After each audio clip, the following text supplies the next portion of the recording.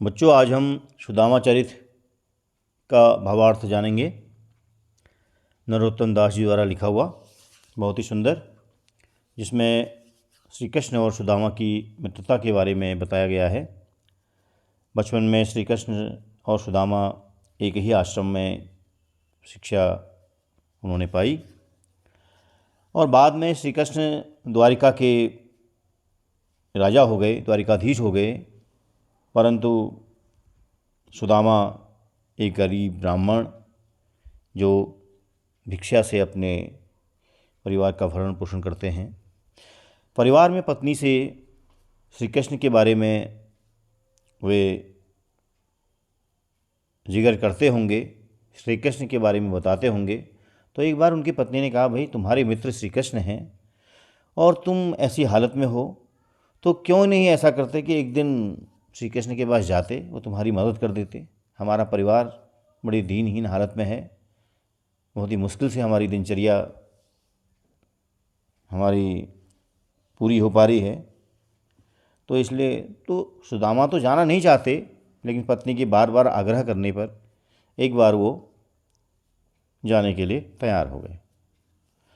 तो द्वारिका को जब उन्होंने प्रस्थान किया तब उनकी पत्नी से उन्होंने कहा होगा कि भाई खाली हाथ कैसे जाऊं, क्योंकि हम जहाँ कहीं भी जाते हैं तो हम खाली हाथ नहीं जाते हैं, जिसके वहाँ भी जाते हैं कुछ अपनी सामर्थ्य के अनुसार कुछ न कुछ लेकर जाते हैं। तो यहाँ पर उनकी पत्नी ने भी, क्योंकि उनके पास तो कुछ था नहीं, थोड़ा सा चावल थे, एक पोटली में चावल बांध दिए और सुदामा उसको जो है उस चावल की पोटली को लेकर, धोती पहनकर, एक लाठी लेकर जो है द्वारिका के लिए चल दिए। और चलते चलते सुदामा जब द्वारिका पहुंच जाते हैं तो उनकी हालत बड़ी ख़राब है, अस्त व्यस्त हैं, वो थके हुए हैं।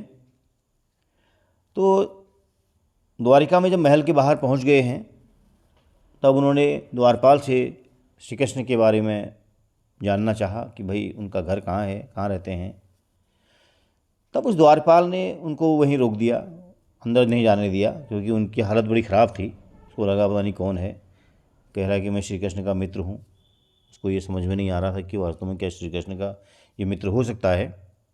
उसने कहा ठीक है, आप यहाँ पर खड़े होइए, मैं अभी आया, मैं ज़रा बताता हूँ भगवान को।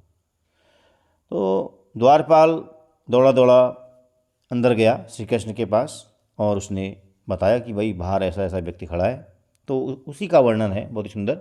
शीश पगा न झगा तन में, न तो सिर पर पगड़ी है, न शरीर में कुर्ता है।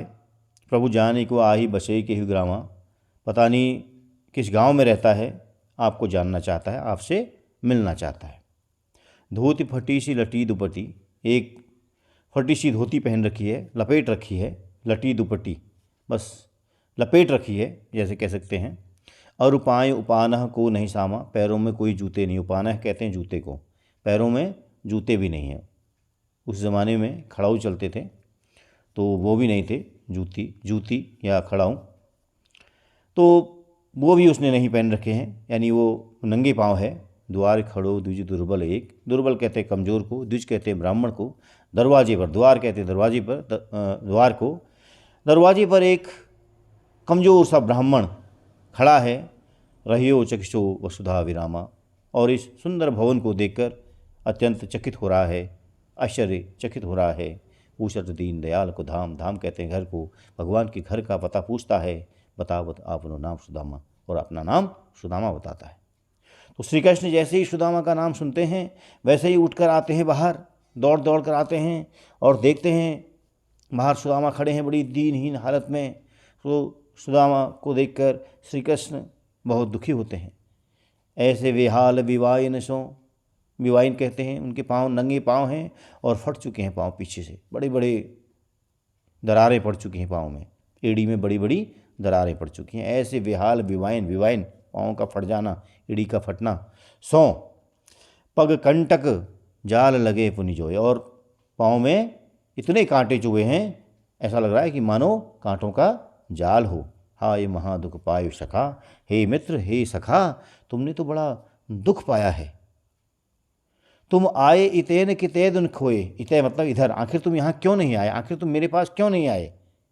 इतने दिन खोए, न इतने दिन खोए। और इतने दिन तुमने क्यों खो दिए, इतने दिन तुमने बर्बाद क्यों कर दिए? काश तुम इससे पहले मेरे पास आ जाते, क्यों नहीं आए तुम मेरे पास? देखी सुदामा की दीन दशा, करुणा करी के करुणा निधि रोए।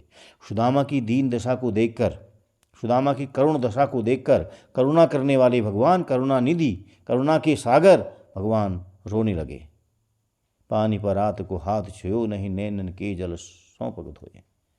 जो उनके पाँव धोने के लिए पानी की परात भरकर आई थी, उस पानी पर तो उन्होंने हाथ भी नहीं लगाया, और अपने नेत्रों के जल से ही उन्होंने सुदामा के पैरों को धो दिया। अर्थात वो इतने दुखी हुए। और जब हालात थोड़ा ठीक हो गए, तब श्री कृष्ण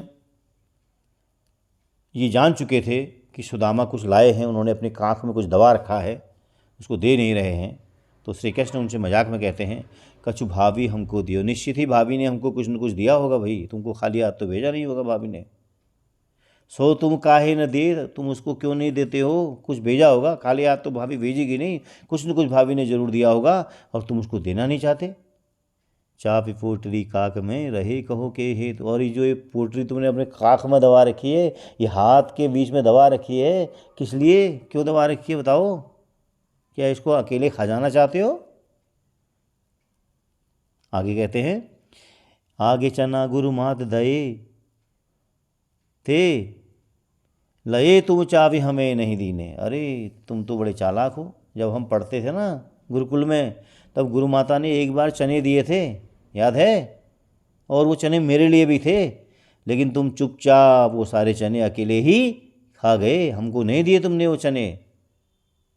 श्याम कहो मुस्काए सुदामा सो, चोरी की बात में हो जो प्रवीणे। तो श्री कृष्ण जो है मुस्कुराकर सुदामा से कहते हैं, अरे भैया तुम तो चोरी की वाणी में बड़े प्रवीण हो, तुम तो चोरी करने में बड़े माहिर हो। हाँ, लगता है तुम आज क्या करना चाहते हो, चोरी करके चुपचाप ये चावलों को भी खा जाना चाहते हो जो भाभी ने दिया है। पोटी काख में चाबी रहे तुम। और ये जो पोटरी जो तुमने अपने काख में दबा रखी है, खोलत नहीं सुधारस भीने। अरे भैया आखिर इस अमृत से भीगे हुए, अमृत के रस से भीगे हुए, प्रेम के रस से भीगे हुए इस पोटली को तुम आखिर क्यों नहीं खोल रहे हो, बताओ? पाछली बानी अजो न तजो तुम। अरे तुमने पिछली बात अभी भी नहीं छोड़ी है। पिछली बात मतलब वो चोरी की बात, वो जो चुपचाप अकेले अकेले खा जाने की बात, तुमने अभी भी नहीं छोड़ी है लग रहा है। अभी भी तुम अपनी पुरानी बात को नहीं भूले हो, अभी भी तुम अपनी पुरानी आदत को नहीं भूले हो। तैसे ही भाभी के तंडुल कीने। और उसी प्रकार तुम भाभी जी के जो ये तंडुल कहते हैं चावलों को, उन चावलों के लिए भी तुम ऐसे ही कर रहे हो। इसका मतलब है कि तुम इन चावलों को भी चुपचाप खा जाना चाहते हो, मुझे नहीं देना चाहते हो। आज के लिए इतना ही। बहुत बहुत धन्यवाद।